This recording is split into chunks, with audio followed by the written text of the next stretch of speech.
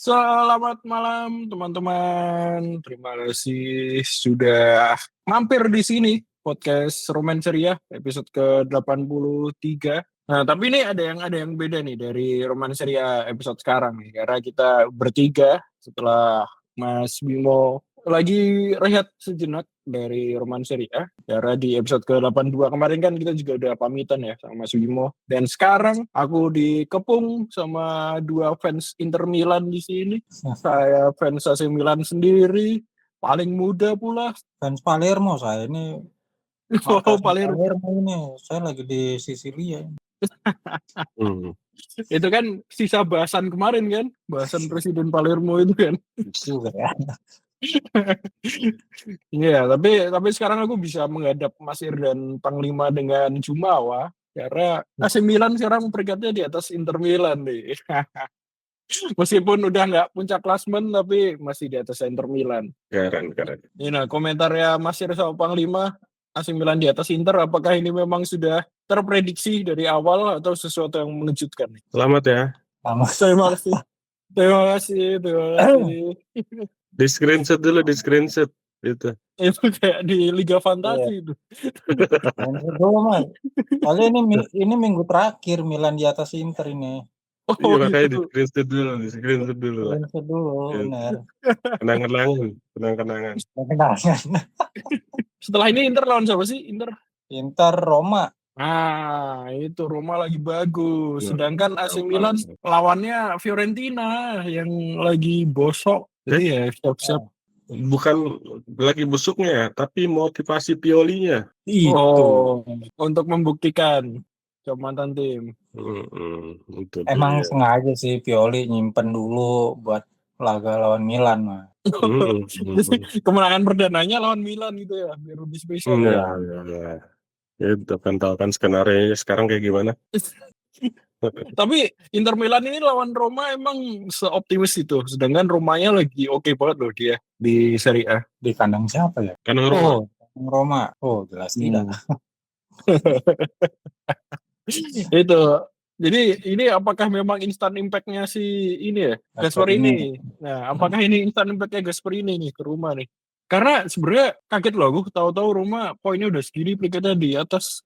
Tapi kalau ngelihat Gasperini lawan Inter sendiri sih jelek ya. Rekornya. Ya, rekornya jelek. Kayak musim lalu misalkan. Dia masih di Atalanta. Atalantanya ya seperti biasa jago, cetak banyak gol. Tapi ketika lawan Inter ya dibantai 5-0 apa berapa gitu di Meazza gitu. Nah, dengan sekarang kondisinya di Roma juga belum perfect. Karena sejauh ini Roma menangnya kebanyakan 1-0, bahkan baru di 2 pertandingan terakhir mereka menang lebih dari 1 gol. Jadi ya harusnya sih Inter seenggaknya bisa merepotkan atau bisa mencuri poin ya, poin dari ibu kota.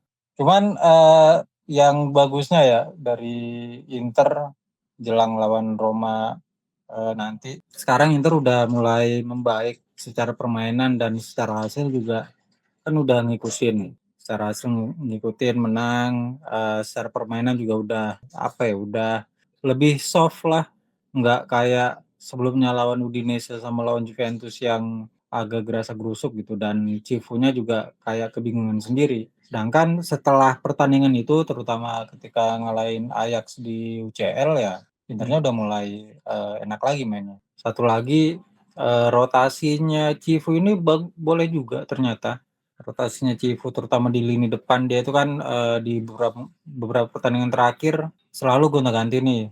Lautaro bisa sama Pio Esposito, bisa sama Thuram sama Pio, atau kayak kemarin terakhir itu Lautaro sama Boni gitu kan, yang akhirnya bikin Boni bikin 3 assist kalau nggak salah, bikin 3 assist sama 1 gol. Itu yang nunjukin kalau rotasinya Cifu udah jalan. Sama mungkin yang kemarin sempat jadi sorotan fans Inter terkait dengan menit bermain para pemain, karena si Di Marco kan sempat bikin rame. Dia bilang selama Inter dilatih Inzaghi, menit bermainnya itu nggak maksimal, karena Inzaghi kan kalau rotasi, kalau ganti pemain itu dia menit 50-an udah ganti pemain gitu, dan biasanya si yang kena ya Di Marco atau siapa entah itu Calhanoglu gitu. Biasanya yang kena seperti itu. Sedangkan sekarang sama Cifu pergantian pemain itu lebih selektif bisa menit 70-an dan kalaupun dia rotasi pemain itu emang sejak menit pertama gitu. Maksudnya starting line up ya udah itu yang dimainin, bukan kayak Inzaghi kan beneran di awal babak kedua banget itu dia lakukan pergantian dan itu ternyata bikin para pemain gak nyaman kayak Di Marco, Bastoni. Makanya kan kemarin si Di Marco sempat dikritik sama siapa ya lupa saya, sempat dikritik karena lah kok tiba-tiba lo ngomong begini gitu. Cuman seenggaknya itu kan menunjukkan bahwa sekarang pemain udah mulai nyaman sama strateginya Cifu sama kebijakan dia soal memilih pemain dan mungkin itu juga yang bikin Inter setelah menelan 2 kekalahan beruntun udah mulai bangkit lagi. Sekarang udah terpaut 1 poin aja sama Milan. Siapa tuh kemarin di Twitternya Roman Serie A yang bilang Inter siap quadruple? Siapa tuh kemarin? Itu Mas Bimo Ira lah, Panglima tuh yang nge-tweet. Mas Bimo itu. Bimo itu pasti. Nggak mungkin. Kenapa kalian tidak ada yang mau ngaku? Anggap aja itu Mas Ira. Ya, ntar kalau ngaku diserang lagi ntar. Roman Serie lagi Bahasanya apa sih? balasan reply mulu sama akun Milan tuh. Oh, Tribun Milano. Tribun Milan itu kerjaannya Bimo itu. Kalau Tribun Milan Dengan ngaku. Anggap aja ini Mas Ir yang nge-tweet. Mesin mulai panas, 1 kaki menuju quadruple. Pertanggungjawabannya gimana Mas Ir? Kenapa bisa dibilang 1 kaki menuju quadruple? Bangke kita jawaban lagi. Mesin mulai panas, 1 kaki menuju quadruple. Quadruple tuh apa aja? Scudetto, Coppa, pura-pura ini pura-pura nggak tahu nih. Super Coppa sama UCL. Oh iya. Iya kenapa ya? Wajar kan? Karena Inter punya kualitas di situ. Memang kualitasnya ya kita tahu selama ini kan kualitasnya Inter di bawah Inzaghi ya. Nah di bawahnya Cifu apakah memang kualitasnya berlanjut atau rebuilding lagi dari awal? Kalau rebuilding kan butuh waktu. Apakah kalau misal rebuilding berarti Cifu langsung bisa instan tuh? Kalau dibilang membangun kembali enggak ya. Kalau membangun kembali berarti kan membongkar fondasi. Ya kan? Fondasi masih ada, semua squad yang lama masih ada, core-nya masih tetap gitu. Yang diubah atau yang diperbaiki, direvisi ya, dan lain sebagainya itu kan hanya gaya permainan, secara taktikal, komposisi, formasi dan lain sebagainya. Hal-hal itu yang sangat umum terjadi selain dalam konteks pergantian pelatih, juga di tengah sepanjang musim juga itu sangat mungkin terjadi hal-hal kayak gitu. Jadi ini kalau saya bilang konteksnya ini nggak masuk dalam rebuilding gitu. Konteksnya hanya dalam masuk periode adaptasi aja. Adaptasi. Dan kalau dibilang oke, sebelumnya emang bersama Inzaghi gitu. Sekarang bersama Cifu apakah bisa? Kenapa enggak gitu? Karena Inter udah punya core-nya, udah punya fondasinya gitu. Ketika Conte keluar juga semua berpikir begitu. Aduh Inzaghi. Aduh berantakan lah Inter lah. Conte hilang lagi bla bla bla. Ternyata enggak gitu. Fondasinya masih ada. Gaya permainan hampir mirip gitu. Kekuatannya, soliditasnya masih tetap diperbaiki juga gitu. Dan sekarang dengan Cifu di awal-awal hasilnya kurang optimal, dianggap Inter menurun, Inter merosot, Inter jauh berkurang dibanding sebelumnya. Ini kan klaim yang terlalu prematur ya. Semua pelatih butuh adaptasi di 1-2 pertandingan awal gitu. Dan buktinya setelah kalah dari Juventus, Inter 5 straight wins kalau nggak salah ya, 5 kemenangan beruntun gitu. Dan itu sinyal positif. Dari 5 kemenangan beruntun itu cuma kebobolan dua kali kalau nggak salah, lawan Sassuolo sama lawan Cremonese. Itu pun dikasih, lebih karena dikasih. Kok bisa? Karena ada Jesus gitu, karena Indonesia dikasih. Karena Cremonese punya Audero, ya udah dikasih. Dan diancam sama cicitnya Mussolini, Mas. Iya, itu dia. Iya, bayangin si Romano Mussolini kan nggak pernah starter ya, giliran lawan Inter starter coba. Iya. Jadi ya iya, nggak ada alasan untuk bilang nggak mungkin lah Inter quadruple gitu. Kenapa nggak mungkin? Kalau bicara tim yang lagi katakanlah ya benar-benar membangunnya lebih besar, merombaknya lebih besar walaupun nggak dari fondasi kayak Juventus, Milan yang kondisinya emang lebih fluktuatif ya di beberapa musim terakhir ketimbang Inter. Itu baru agak jadi pertanyaan, sama hal kayak ketika fans MU baru menang 1-2 kali beruntun langsung bilang tsunami trofi, ibaratnya gitu. Nah ini kan bedanya kalau Inter ibaratnya kayak katakanlah City, awal-awal musim kurang gitu, tiba-tiba udah mulai bangkit gitu dan mereka langsung optimistis, "Oh quadruple." Oh, wah make sense, wajar gitu. Karena secara konsistensi ada mereka sepanjang musim, setiap musim. Kalau beda hal kayak tadi, kalau Juventus atau Milan, MU gitu. Ketika bicara hat-trick, kemenangan langsung bilang tsunami trofi, nah itu baru hal kayak gitu. Tapi kalau tadi kan nyebut AC Milan ya, kayak aku udah pernah ngomong juga di sosmedku, ternyata aku baru sadar Allegri itu mainnya enak banget sumpah. Aku selama ini taunya dia di Juve kan black magic yang satu shoot on target 2 gol gitu misal. Tapi ternyata di AC Milan seindah itu gitu. Aku bisa lihat lini tengahnya Milan yang selama ini mungkin jadi kelemahan dengan nama-nama besar ya. Tapi sekarang diisi Rabiot dan Modric, wah gila. Merasa nyaman banget ngalirin bola dari belakang ke depan gitu. Dan bahkan aku sih lihatnya ini peluang AC Milan untuk menempel Napoli. Karena kalau ya tadi ya terlepas dari yang dibilangin Panglima sama Mas Ir, aku lihatnya Juventus sama Inter Milan itu lagi ya mungkin bahasanya adaptasi dengan gaya permainan baru. Sedangkan AC Milan di bawah Allegri adaptasi juga, tapi adaptasinya cepat gitu. Oke, mungkin match pertama kalah sama Cremonese, tapi setelahnya kan 4 kemenangan beruntun sebelum ditahan sama Juve. Sedangkan Juve sama Inter Milan fluktuatif performanya di awal musim. Jadi aku lihatnya sebenarnya ini peluang emas banget buat AC Milan menempel Napoli. Kalau Mas Reno klaim itu mungkin di-keep dulu, ditahan bahwa Allegri bla bla bla, Allegri wah ternyata enak. Mas Reno melihat itu setelah periode kemenangan beruntun. Nanti ketika ada periode Milan main sama tapi hasilnya nggak sesuai harapan, baru Mas Reno berkomentar lagi tentang gimana.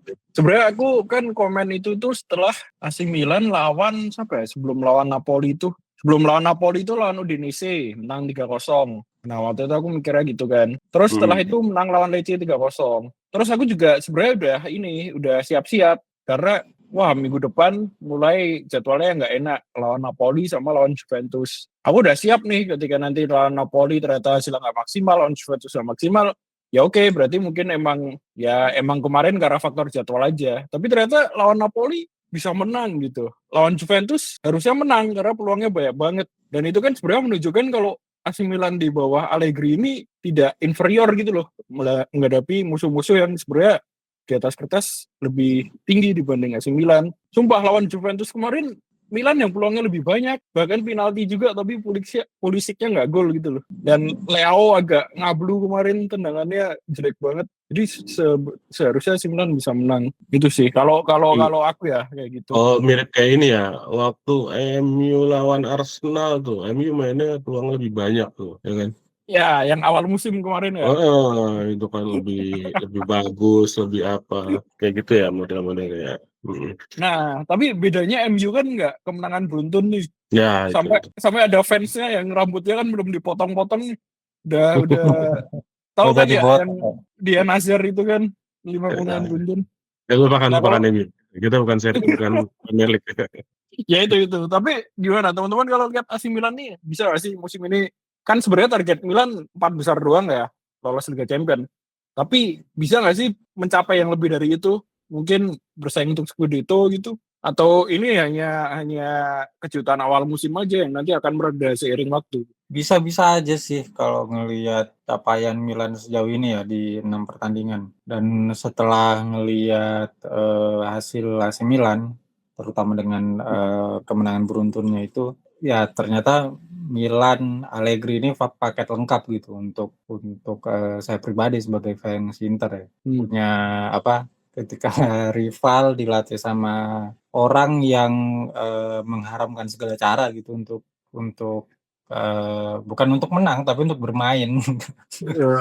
Tapi untuk bermain, jadi ya keselnya dapat banget. Dan ya tapi harus diakui juga kalau apa yang udah dilakukan Milan sejauh ini ya benar-benar menjadikan mereka sebagai sebuah ancaman ya. Sebagai sebuah ancaman dengan skuad yang mungkin agak sedikit ramping dibanding tim-tim lain, terutama di lini depannya karena saya nggak tahu selain Santi Gimenez siapa lagi striker Milan. Ditambah lagi kemarin Leao itu kan sempat cedera dan sekarang kayaknya entah masih cedera atau emang udah nggak dianggap aja sama Allegri. Tapi ya ternyata Milan masih oke banget gitu dengan permainannya, dengan pengaruh yang dimiliki para pemain baru terutama kayak Modric sama Rabiot. Soalnya terutama Rabiot ya, saya agak kaget ini Rabiot langsung jadi andalan walaupun memang dia ya sama Allegri udah sama-sama tahu karena di Juventus juga andalannya Allegri. Tapi yang awalnya di pertandingan pertama Milan ngandelin Samuel Ricci yang juga mungkin banyak fans Milan berharap Ricci ini the next-nya Tonali gitu di Milan. Ketika Rabiot datang ya udah nggak bersisa tuh si Ricci-nya. Cuman ya ngelihat Milan sejauh ini dengan transfernya yang rata-rata kepake ya, terutama yang emang yang punya nama ya, kecuali yang dari anak-anak Belgia itu entah siapapun itu namanya. Besari. Itu mungkin karena Anak Belgia. dan segala macam the next CDK itu. Yang jelas ya, yang lainnya sih oke banget. Cuman ya balik lagi kalau untuk klub terutama klub gede ya walaupun Milan nggak main di Eropa tapi tetap yang menjadi pertanyaannya adalah ketika punya satu striker doang sanggupnya sampai kapan nih Milan bisa main efektif yang emang Allegri banget, efektif banget gitu mau sampai kapan? Karena selain Santi, iya bener nggak ada lagi kan selain Santi Gimenez. Ya paling Kungku doang kalau mau jadi striker. Nah, Kungku. Kungku itu doang dan ya Kungku juga sejauh ini belum terbukti kecuali di Copa golin ya. Ya di Copa. Kecuali di Copa tapi selebihnya ya belum kelihatan lah. Cuman kalau balik lagi ke pertanyaan awal tadi bisa nggak Milan melebihi sekedar cuman memanaskan persaingan Liga Champions spot Liga Champions ya bisa banget dengan itu ya dengan skuad yang dimiliki dengan filosofinya Allegri kayak gimana ya itu bisa. Dan soal permainan satu nggak nonton Milan tuh musim ini cuma sekali waktu lawan Napoli. Lawan Juve udah meniatkan diri dari setahun yang lalu nggak nonton karena emang setiap Milan Juve kalau ada Allegri-nya entah itu di Milannya atau di Juve-nya udah pasti boring dan ternyata Iya sih, bener sih. dan lawan Napoli sebenarnya sih Napoli yang lebih kalau yang saya tonton ya kalau menurut yang pandangan saya Napoli yang lebih yang lebih mendominasi ya cuman ya efektivitas balik lagi ke Milan gitu dan itu lagi-lagi yang dimiliki sama Allegri dan nggak dimiliki sama pelatih-pelatih lain yaitu efektivitas dalam memanfaatkan peluang. Nah ini ya pastinya jadi senjata Milan lagi gitu dengan mereka punya Leo, punya Pulisic, ditambah lagi Modric sekarang di tengah yang bisa jadi katalisator. Ya itu jadi ya kombinasi yang pas untuk skuad Milan sekarang. Pasti ada komentar soal Milan? Milan memang sudah sepatutnya dan seharusnya kembali ke kitanya untuk bersaing di papan atas lagi gitu. Karena Milan selama beberapa musim terakhir terlalu terlena dengan periode pencarian jati diri yang baru gitu dengan menunjuk pelatih-pelatih yang potensial tapi belum berpengalaman atau pelatih yang cukup asing di Liga Italia kayak Conceição gitu. Dan pada akhirnya Milan menggunakan pola lama klub-klub Italia untuk memakai pelatih yang sudah berpengalaman membawa klub-klub Italia, khususnya tim papan atas Italia untuk meraih prestasi gitu. Dan itu sebenarnya salah satu jalan pintas terbaik untuk klub-klub papan atas agar bisa bersaing dalam ya seenggaknya menuju zona Eropa atau bersaing menuju tangga juara gitu. Dan hal-hal itu kan yang sebenarnya memang cukup sering dilakukan gitu. Masuk ketika Inter pernah berapa kali kesulitan, akhirnya coba menunjuk Mancini lagi, terus akhirnya Inter coba mengambil Conte yang udah berpengalaman gitu. Dan mengambil Inzaghi juga sebenarnya sedikit anomali, walaupun Inzaghi sebenarnya memang udah teruji juga di Lazio gitu. Kalau Kipu lebih karena mungkin ya di luar dari faktor itu ya, makanya kenapa Inter banyak anggapan Inter masih dalam proses adaptasi segala macam. Ya Napoli pada akhirnya setelah periode merosot ditinggal Spalletti, akhirnya kan kembali ke pola yang tadi saya sebutkan gitu. Akhirnya menunjuk pelatih berpengalaman, pelatih yang bermental pemenang di Italia yaitu Conte gitu. Nah, Milan juga melakukan seperti itu dengan menunjuk Allegri gitu. Pelatih yang udah terbiasa, udah tahu gimana rasanya meminum anggur kemenangan gitu. Anjay. Ya. Dan itu salah satu langkah yang positif yang diambil Milan setelah melepas Pioli ya terakhir itu ya. Karena periode yang gelap itu kan periode antara Pioli sampai ke sekarang gitu. Dan kalau melihat ke depannya bagaimana Milan bersama Allegri, pandangannya sih masih akan sangat mungkin untuk bersaing di papan atas, bersaing di antara para kuda pacu menuju gelar juara gitu. Tapi balik lagi, itu masalah tadi Panglima udah nyebutin masalah skuadnya kayak gimana nanti ke depannya. Apakah Santi Gimenez sama Nkunku ini bisa menjadi tumpuan di depan, apakah Luka Modric bisa bertahan dengan kaki rentanya itu sepanjang musim gitu. Apakah Rabiot ini bisa bertahan nggak macem-macem lagi, nggak tiba-tiba ibunya masuk ke lapangan nempeleng anaknya gitu.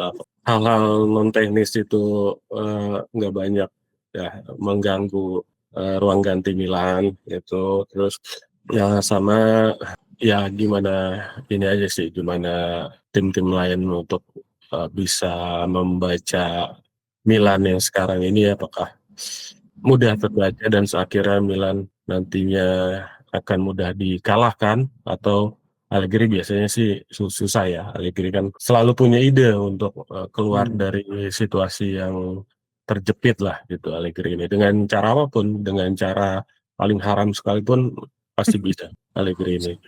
Makanya itu salah satu nilai positifnya Milan gitu. Tapi kalau untuk bersaing di level juara ya, mungkin bersama Napoli, bersama siapa lagi gitu.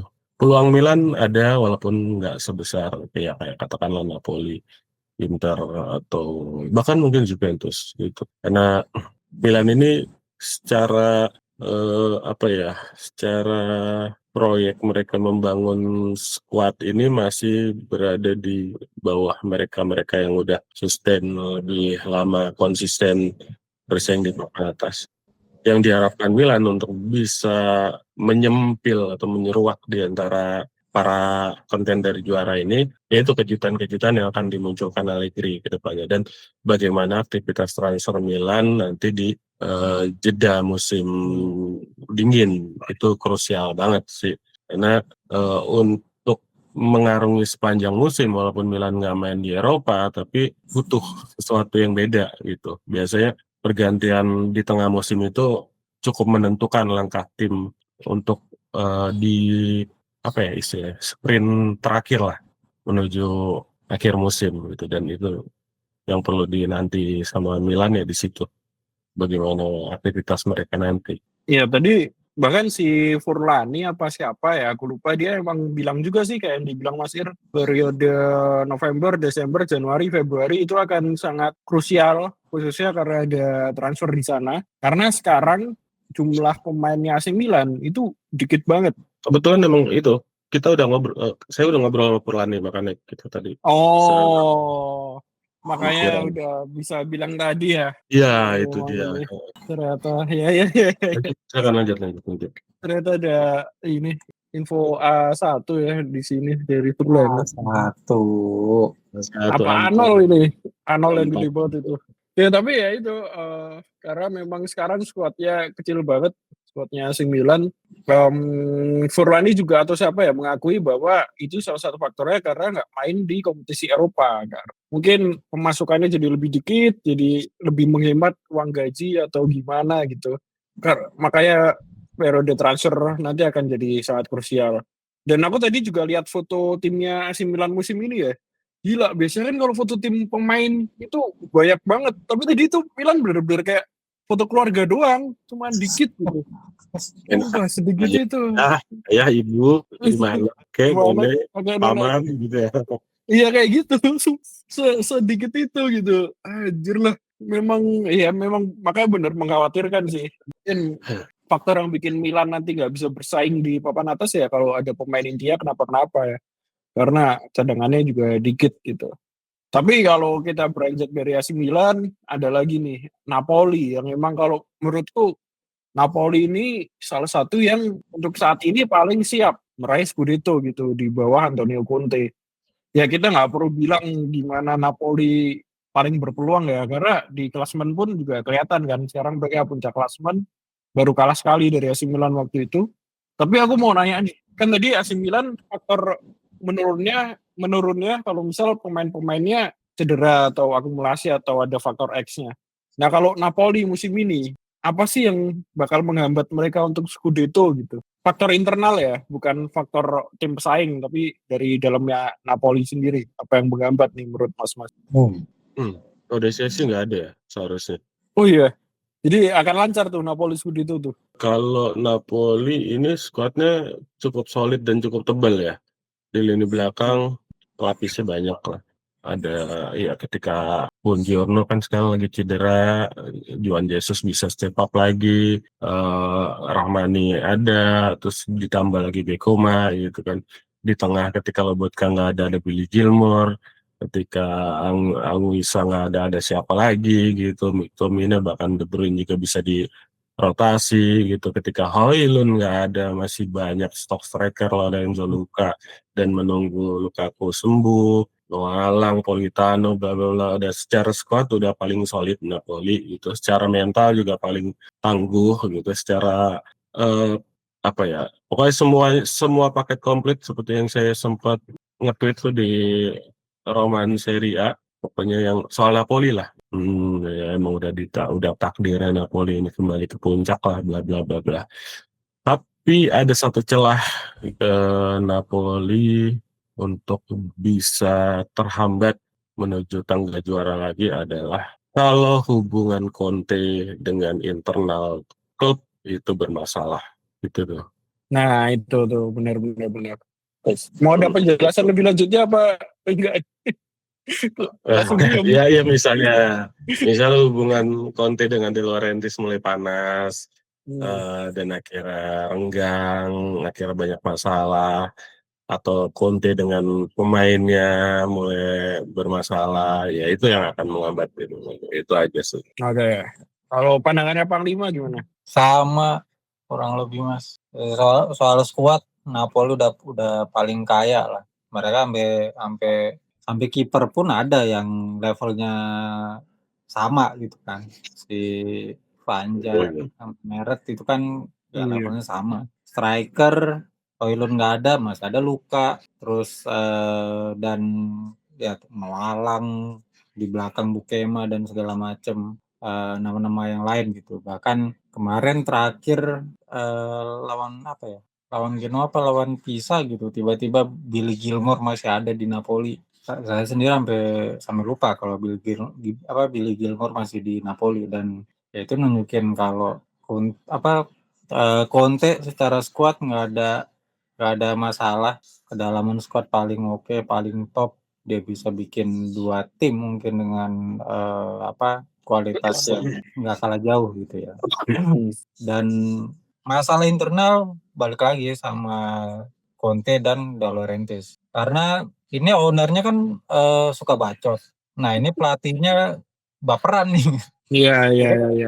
Iya, jadi kalau ntar kena senggol atau gimana ya takutnya kan bisa berakibat fatal ya. Walaupun sejauh ini nggak ada tanda-tanda itu. Cuman ya balik lagi kalau udah komentar keluar segala macam kan bisa beda. Tapi yang jelas untuk bursa transfer karena memang Conte ini sangat concern sama transfer pemain, ya dia ini sangat dimanjakan gitu sama Napoli. Beda halnya ketika dia di Chelsea. Tahun pertama juara, tahun kedua dibatasin belanjanya, akhirnya ngambek segala macam, dipecat. Performa jelek. Di Inter habis Scudetto ternyata keuangan tidak memungkinkan, harus menjual para pemain bintang, Conte-nya nggak cocok, akhirnya keluar gitu. Nah ini dia di Napoli nggak kejadian tuh di dua masalah yang dia alami sebelumnya. Dan ini harusnya menjadi pertanda bahwa Conte dengan skuad yang dimiliki, dengan faktor tim itu nggak ada masalah yang bisa merugikan. Mungkin percikan kecil itu kejadian kemarin yang dia komentarin KDB tuh, yang komentar KDB karena KDB-nya kan kelihatan kesel diganti itu. Oh iya.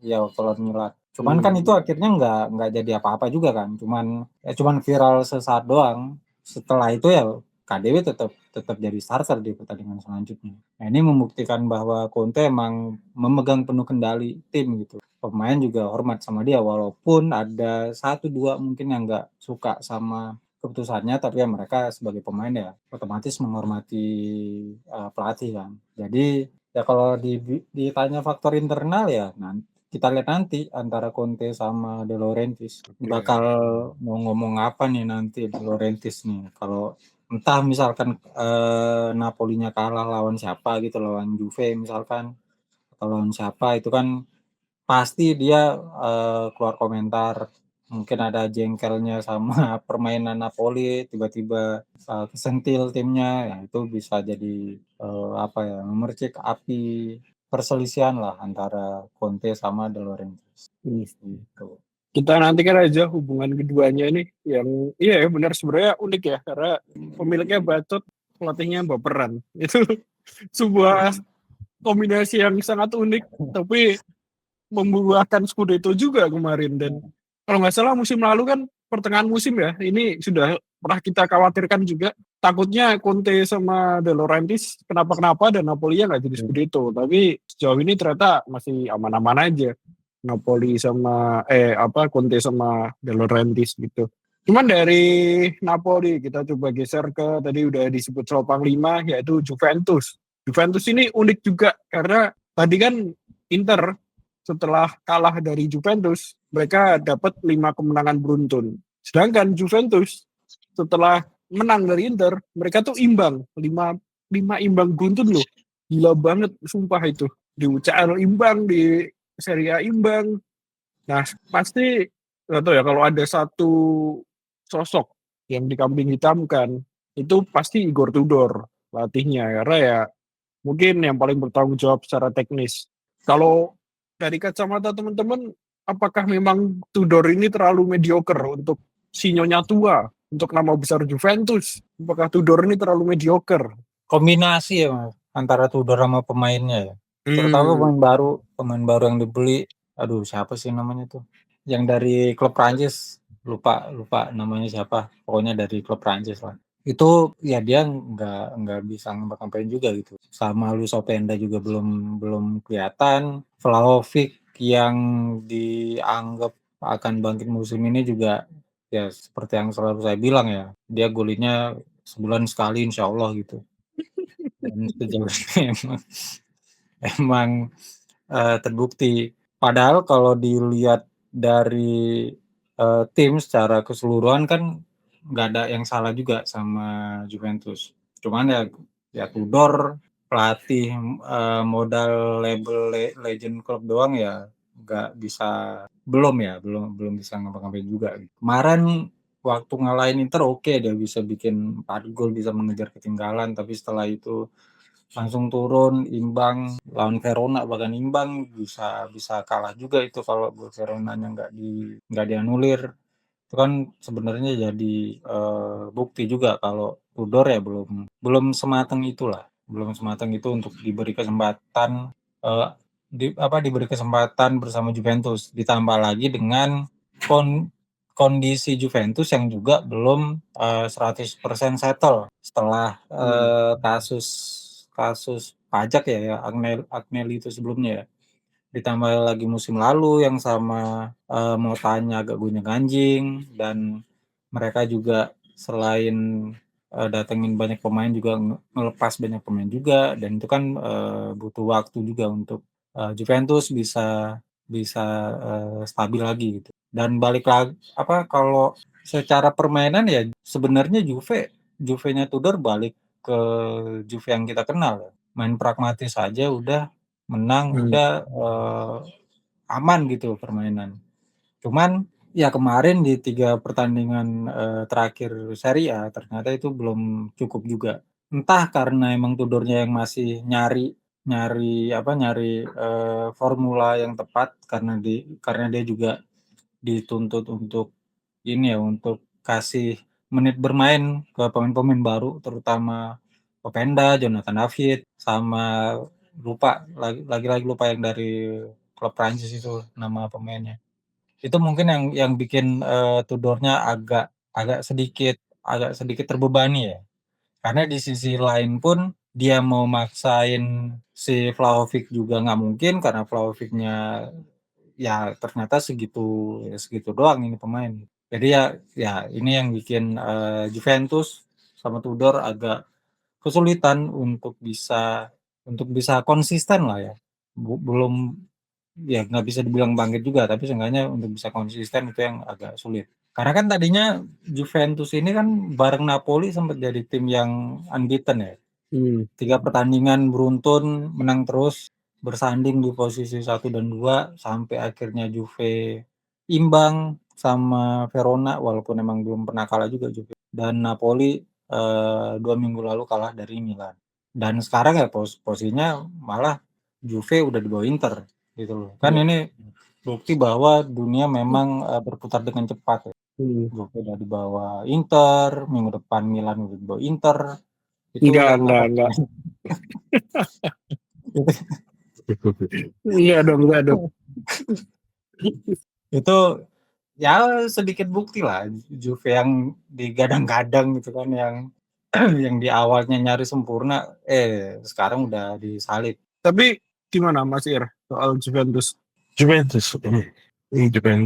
nggak ngelihatnya sih mungkin nggak banyak ya. Cuma yang sedikit yang di highlight sih itu di Juventus sekarang setelah kemenangan dari Inter ya. Itu kan setelah itu 4 hasil imbang beruntun kalau nggak salah kan ya. 5 bahkan. Oh 5 ya. 5. Iya 5 sama UCL ya. UCL 2 ya. Mm-mm. UCL 2. Ya itu kalau kita kerucutkan hanya di Serie A, berarti 3 hasil imbang beruntun termasuk yang terakhir Milan. Melihatnya sih kayak ini kan kalau Tudor ini kan kalau dari awal juga kita tahu lah ini Tudor tuh pelatih yang cenderung agresif, terus gaya mainnya lebih vertikal juga. Tuh, dia kan biasa kalau saya 3 back ya mainnya ya, dari 3-4-2-1 atau 3-5-2 lah gitu. Tapi di beberapa pertandingan terakhir yang kelihatan dari skuad Juventus ini, variasi serangan mereka yang mulai berkurang. Jadi karena cenderung terlalu vertikal dan ngandelin kecepatan gitu. Jadi ketika Juventus ketemu tim-tim yang katakanlah nggak pragmatis juga sih ya, mungkin lebih reaktif atau bahkan yang sangat defensif gitu. Termasuk ketika Milan sebenarnya nggak defensif, tapi mereka punya pertahanan yang solid selama dilatih Allegri. Itu kan Ya. udah teruji gitu. Dan itu yang bikin Juventus kayak kesusahan lah gitu. Ketika serangan vertikal mereka lewat kecepatan dari kedua sayap misalnya. Ada Yildiz di kiri, terus di kanan ada siapa katakanlah Conceição gitu. Mentah ini kan serangan vertikal ini otomatis bakal meninggalkan kayak ruang lebar lah ya di lini pertahanan dan di lini tengah, itu yang gampang dieksploitasi sama Milan. Dan serangan yang mudah diprediksi ini juga yang bikin akhirnya berujung ke lini depan Juventus yang sekarang udah makin apa ya, bukan makin jelek sih, cuman mulai berkurang ketajamannya. Si Vlahovic sempat beberapa kali lah mengejutkan, muncul dari bench, terus langsung nyetak 1 gol, 2 gol. Tapi setelah itu ya Vlahovic being Vlahovic lah ya, tetap menjadi seorang Vlahovic. Ketika dia andelin jadi starter, ya bisa ngapa-ngapain gitu. Terus Jonathan David, Luis Openda yang diharapkan menjadi pembeda, pada akhirnya masih menjadi penyerang yang tumbuh lah gitu. Jadi masalah produktivitas di lini serang Juventus ini masih jadi kendala juga gitu. Terus apa lagi ya? Paling itu sih, lebih ke kalau saya ngeliat sih ke soal trust strateginya Tudor ini aja yang karena kurang variatif, jadi sehingga ketika ngadepin tim-tim yang cenderung defensif, cenderung pragmatis, itu sangat mudah banget untuk diredam dan diantisipasi. Dan itu yang terjadi setidaknya di 3 pertandingan terakhir di Serie A lah, termasuk waktu lawan Milan. Ya. Kita udah membahas semuanya ya. Ya, belum semua, tapi beberapa klub 5 besar. Jadi kita sudah membahas Roma, juga udah kita bahas tipis-tipis di awal sama Gasperini-nya. Tapi kalau misalnya aku nanya ke Mas Ir sama Panglima, satu klub yang selama 6 Giornata kemarin, di luar yang 5 besar sekarang ya, satu klub yang 6 Giornata kemarin tuh mencuri perhatian dan mengejutkan di atas ekspektasi, itu siapa nih? Kalau misal tanya ke Panglima sama Mas Ir. Cremonese. Ya, Cremonese sih bener ya. Sayangnya kebantai Inter di match terakhir. Ini unbeaten sebelum melawan Inter, dan mungkin itu juga kalah sama Inter karena kipernya bukan Emil kali ya. Nah, itu.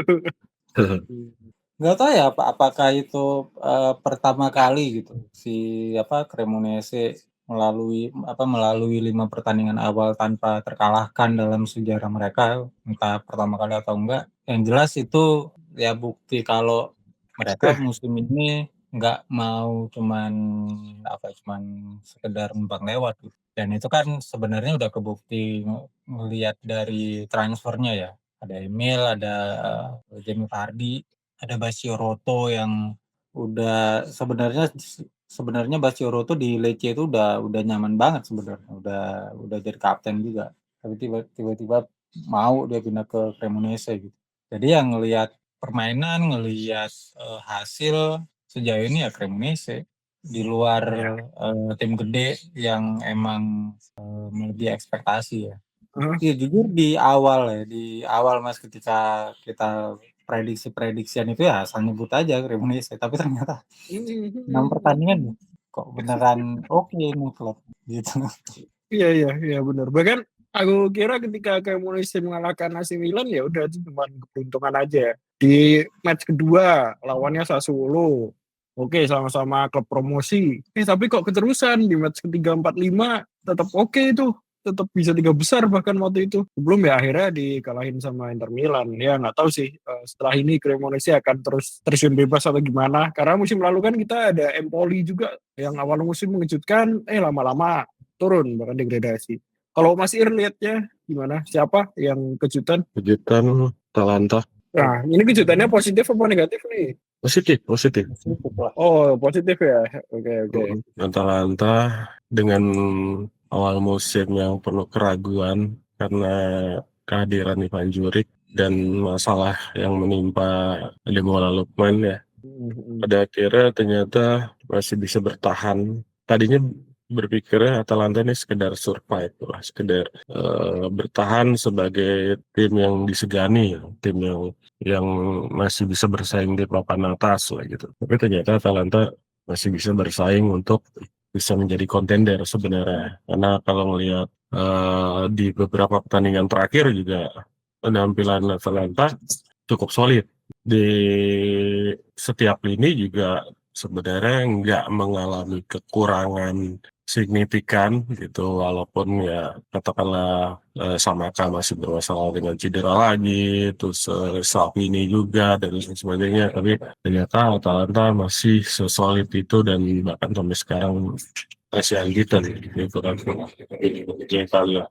Jadi kejutan Atalanta dan Cremonese versi keduanya. Tapi nggak tahu ya, kalau Atalanta menurutku ya aku mengamati ini sih karena memantau aset fantasi Serie A aja masih belum seganas Atalanta di bawah Gasperini ya. Ya oke, mungkin karena memang lagi adaptasi sama Ivan Juric. Tapi prediksiku ya, nggak tahu, prediksiku Atalanta akan terlempar dari 5 besar sih untuk musim ini, karena 5 tim di atasnya memang lagi solid-solid banget ya.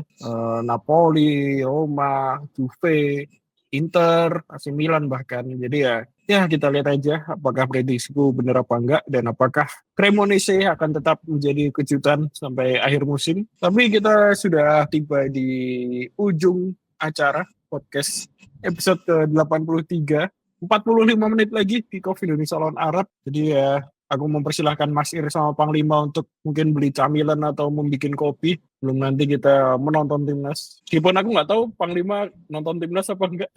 Nonton lah. Oh, Nonton lah, buset, harus bersejarah. oh iya. Ada masalah antara Aceh sama Indonesia emang kalau sampai nggak nonton timnas. Ada. Sekarang matanya Ya udah, thank you. Thank you.